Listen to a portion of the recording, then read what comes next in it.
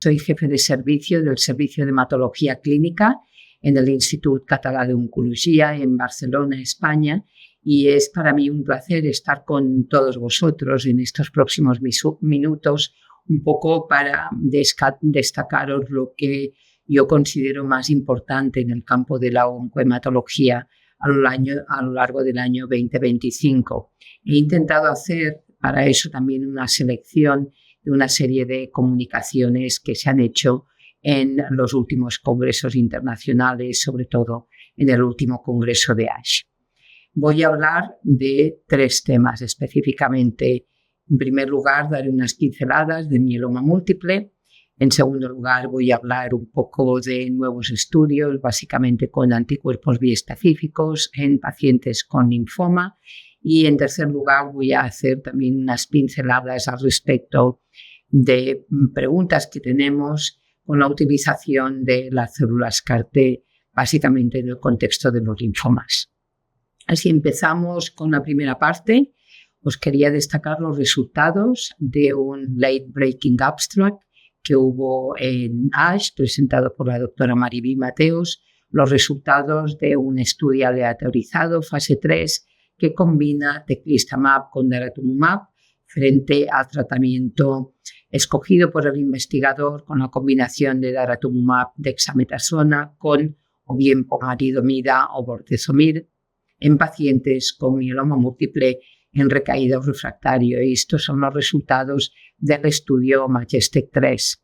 Como todos sabéis, en el momento actual hemos mejorado mucho los resultados de los pacientes diagnosticados con mieloma múltiple, ya con un tratamiento de primera línea. Sin embargo, a pesar de esta mejoría, pues aún tenemos un porcentaje de pacientes no despreciable que recae o que fracasa al tratamiento de primera línea. Y también sabemos pues, de los resultados muy esperanzadores de la utilización de anticuerpos biespecíficos que miran al BCMA, básicamente teclistamab. El MajesTEC-3 fue un estudio aleatorizado fase 3 que explora la utilización de esquemas basados en la inmunoterapia frente a esquemas convencionales en pacientes que han fracasado a 1 o a 3 líneas de tratamiento, ¿no? Es un estudio multicéntrico, multipaís, fase 3 aleatorizado, que randomiza en una relación de 1 a 1 pacientes que han fracasado a 1 o 3 líneas de tratamiento. Y en este estudio se incluyeron prácticamente 600 pacientes, casi 300 de ellos aleatorizados a la rama estándar, que planteaba la utilización de daratumumab pomadexa o daratumumab bortezomib dexa, y 300 pacientes que fueron aleatorizados pues, a la rama experimental con teclistamab daratumumab. El objetivo principal fue la supervivencia libre de progresión valorada por un grupo revisor independiente. Los 2 grupos fueron 2 grupos balanceados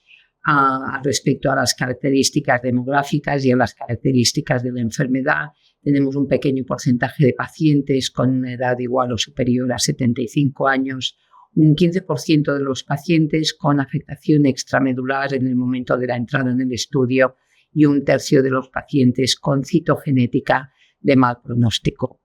Si miramos un poco las líneas de tratamiento que los pacientes habían fracasado previamente, la mediana de líneas de tratamiento fue de 2. Una pequeña proporción de pacientes habían recibido previamente un anticuerpo monoclonal anti-CD38. Más del 80% de los pacientes refractarios a la última línea de tratamiento y más del 80% de los pacientes que habían recibido lenalidomida. Si miramos un poco la disposición de los pacientes y la exposición al tratamiento, pues tenemos un porcentaje significativamente más elevado de pacientes incluidos en la rama experimental que fueron capaces de terminar el tratamiento frente a los pacientes randomizados a la rama estándar, un 70% frente prácticamente un 30%, ¿no? Y básicamente esto es debido a que menos pacientes en la rama experimental pues tuvieron discontinuaciones de tratamiento debido a efectos adversos.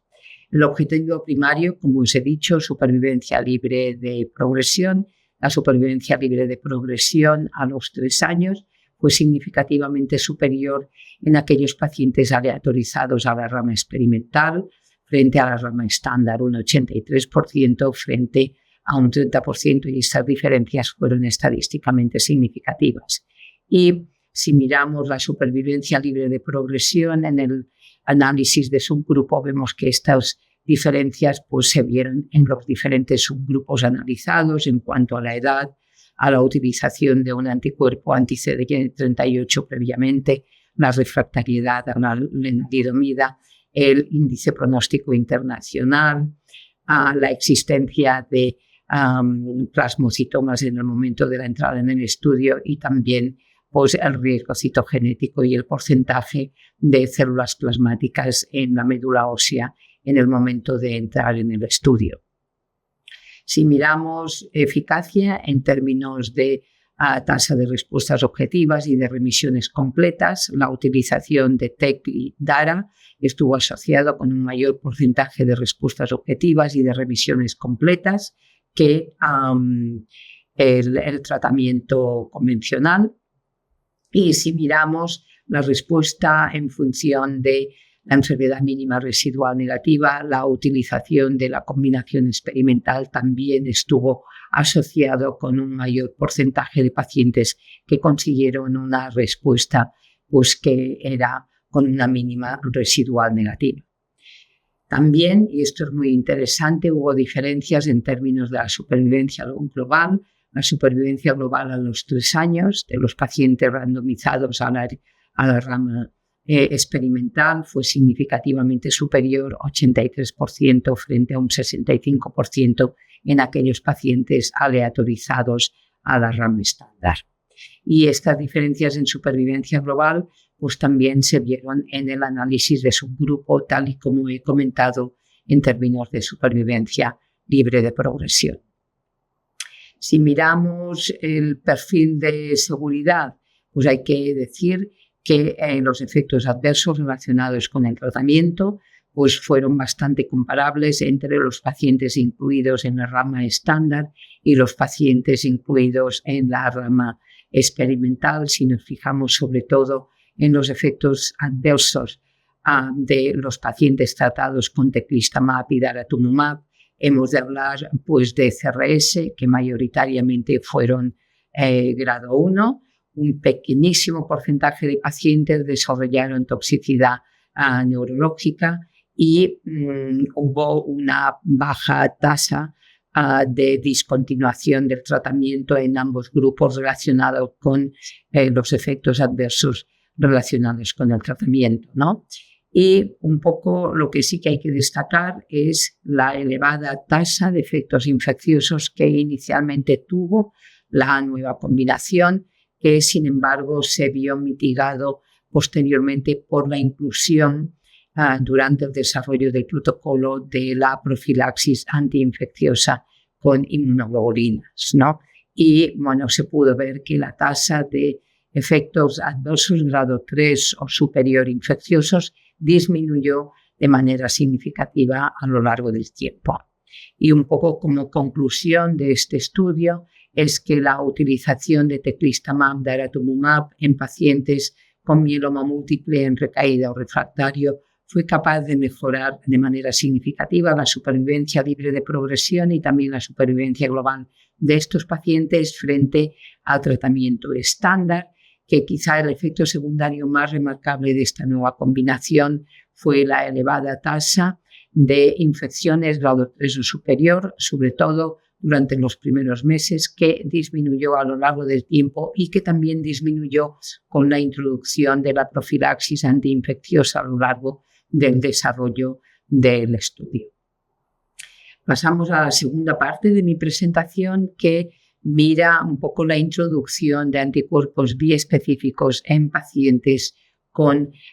linfomas B. Y en primer lugar quiero focalizar vuestra atención en los pacientes con linfoma difuso de células grandes B de elevado riesgo y el tratamiento de primera línea. el primer trabajo que quería presentar, que es la utilización o la combinación de R-CHOP con epcoritamab en pacientes con difuso de célula grande, primera línea y de alto riesgo. Y aquí unos resultados preliminares que fueron presentados en el último congreso de ASH, que incluyeron 47 pacientes con enfermedad de Novo, con un índice pronóstico internacional en el momento del diagnóstico de 3 a 5 y que recibieron la combinación de R-CHOP hasta un total de 6 ciclos, más epcoritamab hasta una duración total del tratamiento de 1 año. Esta combinación permitió una tasa de respuestas objetivas de un 98%, una tasa de remisiones completas de un 85%, una tasa después de 3 ciclos de tratamiento de enfermedad mínima residual negativa de un 86% y resultados prácticamente a los 3 años, tanto de supervivencia libre de progresión como de supervivencia global del 80 y del 87%, que para la población de pacientes que se incluyó, pues son resultados muy esperanzadores en cuanto a efectos secundarios y a seguridad. Pues el perfil de tolerancia y efectos secundarios bastante parecido pues, a lo que podemos esperar de epcoritamab solo y del R-CHOP solo. La segunda combinación que quería presentar es la combinación de odronextamab más CHOP en pacientes también con difuso de célula grande de elevado riesgo y primera línea terapéutica. Y este es un estudio que contempla pues, hasta 6 ciclos de tratamiento con odro y CHOP con un objetivo primario en dosis limitante de toxicidad. Es un estudio pequeño en donde se incluyeron 22 pacientes, 9 en el primer nivel de dosis, 13 en el segundo nivel de dosis, un seguimiento aún corto. La mayor parte de los pacientes completaron los 6 ciclos de tratamiento y una toxicidad que básicamente estuvo relacionada pues, con la toxicidad hematológica que todos sabemos que se encuentra asociada al CHOP. El otro estudio que quería comentar es un estudio que contempla la utilización de R-CHOP con glofitamab, que es otro anticuerpo muy específico, anti-CD20, anti-CD3, frente a glofitamab pola R-CHOP en ciclos de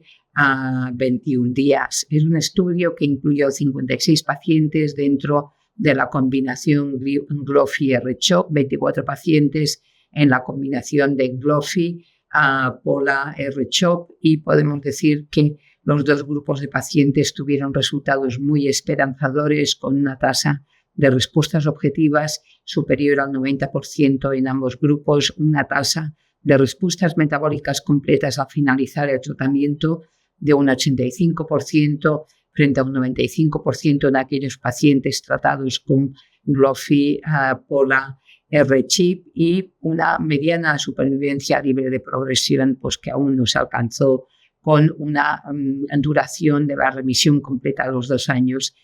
superior al 90%, es decir, también resultados muy esperanzadores.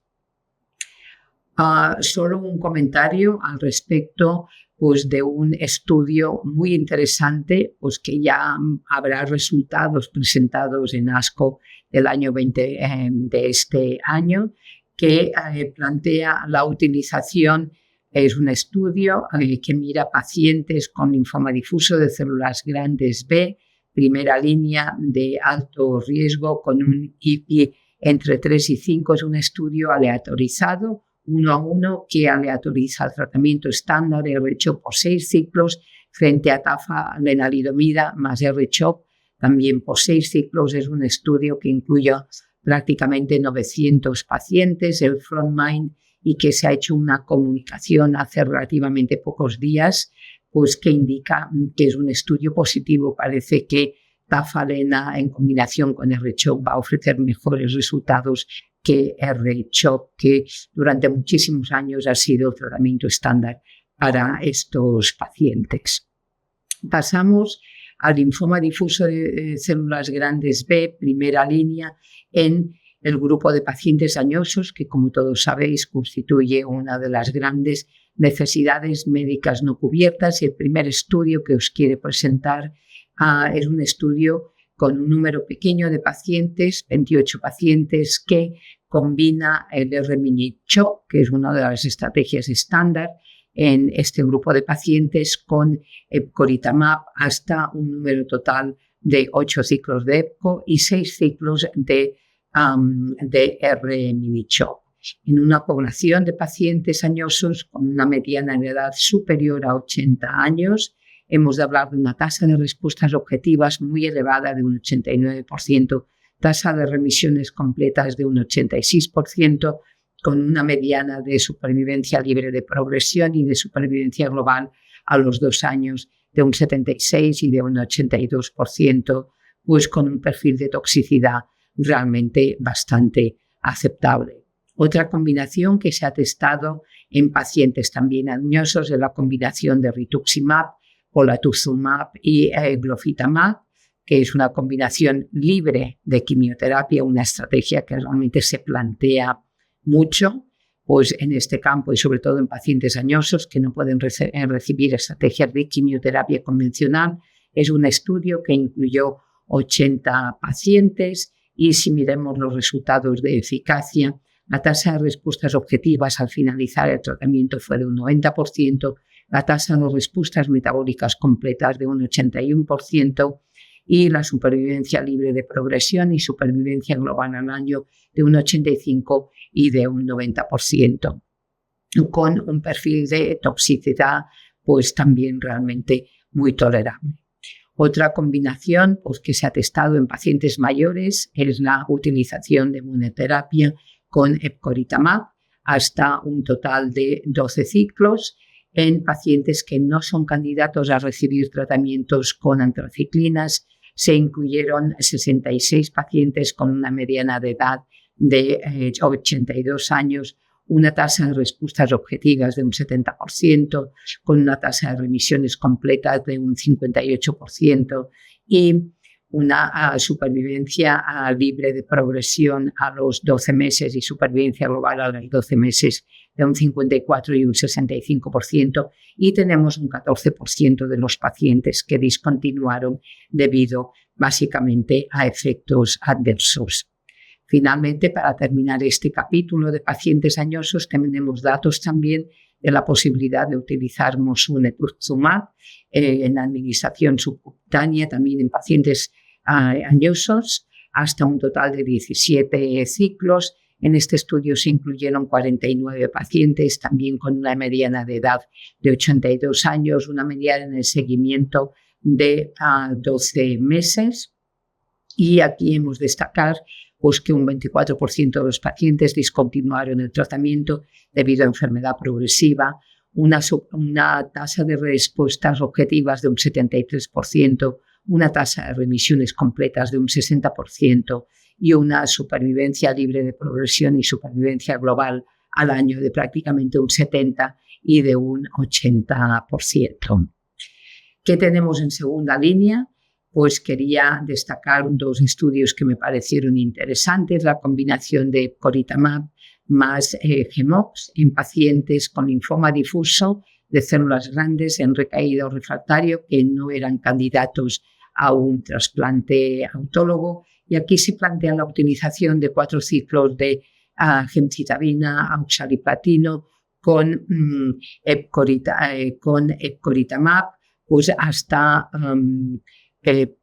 toxicidad inaceptable o progresión de la enfermedad. Este estudio contempla la inclusión de 103 pacientes con una tasa de respuestas objetivas de un 81%, una tasa de remisiones completas de un 60% en todo el grupo de pacientes y una supervivencia libre de progresión y global a los 2 años de un 48% y un 53%, y un 71% de los pacientes que consiguieran pues, una remisión completa con enfermedad mínima residual negativa en el ciclo 7. Y el otro estudio que os quería presentar es la combinación de glofitamab con GEMOX También en pacientes pues, con linfoma difuso de células grandes, en recaído refractario, tampoco no candidatos a un trasplante autólogo. Es el estudio fase 3 STARGLO, que aleatoriza a estos pacientes a recibir R-GEMOX frente a Glofi-GEMOX y a continuar hasta un total de 12 ciclos con Glofitamab. Ya sabéis que este estudio pues, se ha presentado previamente. Aquí se presenta pues, con mayor seguimiento, con una mediana de seguimiento prácticamente de 3 años y como todos sabéis, la introducción de Glofi en el contexto de GEMOX en estos pacientes no candidatos a un trasplante autólogo permite aumentar la tasa de remisiones completas, permite mejorar la supervivencia global y también la supervivencia libre de progresión. Y ahora voy a pasar a la tercera parte de mi presentación, que incluye algunos comentarios de los desafíos actuales que tenemos en el momento actual con la utilización de los constructos con células CAR-T autólogas, que como sabéis pues han modificado de manera significativa pues la supervivencia a largo plazo y los resultados a largo plazo, sobre todo de aquellos pacientes diagnosticados de linfoma, de patología linfoide B, y sobre todo me voy a basar en los pacientes pues, con linfoma difuso de células grandes B en recaído refractario. Como todos sabéis, pues tenemos una serie de constructos aprobados ya desde hace algunos años por parte de la FDA y posteriormente por parte de la EMA. Si hablamos de linfoma difuso de células grandes B, pues tenemos la aprobación de 3 constructos autólogos, Axicel, Tisacel y Lisocel, en pacientes que fracasan como mínimo a 2 líneas de tratamiento, y tenemos la aprobación de 2 constructos tanto por parte de la FDA como también por parte de la EMA en segunda línea en aquellos pacientes que son primariamente refractarios y pacientes en recaídas tardías, ¿no? Pero a pesar de que en los últimos años pues, hemos conseguido mucha evidencia no únicamente de los pacientes incluidos en ensayos clínicos, sino también de los pacientes incluidos en vida real, y después también tenemos mucha evidencia de la toxicidad aprobada con estos procedimientos. Hay que tener en cuenta pues, que existen pues, una serie de problemas asociados a las estrategias que tenemos aprobadas en el momento actual. En primer lugar, pues una manufactura muy larga, por lo tanto unos tiempos muy largos. Por otro lado, la pérdida de la robustez de la población linfoide T, que da lugar pues, eventualmente pues, a productos que están exhaustos en células T. Después también a la necesidad de terapia puente en muchos de nuestros pacientes debido a estos tiempos de manufactura elevados, y después también pues, a unos efectos secundarios que no son despreciables y que tenemos que conocer. Por lo tanto, pues tenemos que encontrar o estamos trabajando en una serie de soluciones para llegar a poder abordar estos problemas. En primer lugar, unos tiempos de manufacturas más rápidos e intentar encontrar una respuesta a las células CAR-T más elevada. Después trabajar también en este tema tan importante que es la pérdida antigénica, que es una de las causas más importantes por las cuales nuestros pacientes con células CAR-T pues recaen, y finalmente pues mejorar pues lo que llamamos fitness de estas células T. ¿Cuáles son las vías o las estrategias que hemos visto presentadas a lo largo de este año 2025 y que seguro pues, que se van a ver más desarrolladas pues, en un futuro, en el año 2026 y en años futuros? Si intentamos mirar este problema de tiempos de manufactura largos, hemos de hablar en primer lugar pues, de la posibilidad de utilizar células CAR-T alogénicas que ya se han empezado a utilizar en el contexto de ensayos clínicos. El desarrollo de plataformas de manufactura que permitan acortar estos tiempos, y también hay ensayos clínicos que están dedicados a este tema de manera específica, y después también aumentar la disponibilidad de todas estas plataformas de manufactura con el desarrollo de células CAR-T académicas. Si queremos un poco focalizarnos en este aumento de respuesta a las células CAR-T, porque sabemos que hay un porcentaje de pacientes que no despreciable que recaen después de haber recibido células CAR-T, hemos de mejorar pues, las estrategias de tratamiento puente con la introducción de agentes que en el momento actual pues, no podemos utilizar en nuestra práctica clínica diaria, como por ejemplo pues, los anticuerpos biespecíficos. Si queremos mejorar pues, este aspecto, pues, que es la pérdida antigénica, que es una de las causas por las cuales pacientes tratados con células CAR-T pues, recaen después de este tratamiento, hemos de hablar un poco de mejorar pues, la secuenciación terapéutica, que es un problema o es un interrogante que hemos tenido en los últimos años con la posibilidad de utilizar células CAR-T, es decir, evitar pues, tratamientos que miren el mismo antígeno, que es un anti-CD19, mejorar pues, estas células CAR-T con constructos bicistrónicos que no únicamente miren el CD19, sino que miren otros antígenos como el CD20 y también el CD22, y si intentamos mejorar pues, esta potencia y esta robustez del compartimento T, nos podemos plantear la recolección de los linfocitos en etapas más tempranas de la enfermedad, plataformas de manufactura que de alguna manera enriquezcan el producto en células T naive, que sabemos que son las que tienen más importancia de cara a la eficacia del constructo, y después también evitar en tratamientos previos del paciente pues todos aquellos agentes como por ejemplo la bendamustina, que sabemos que reduce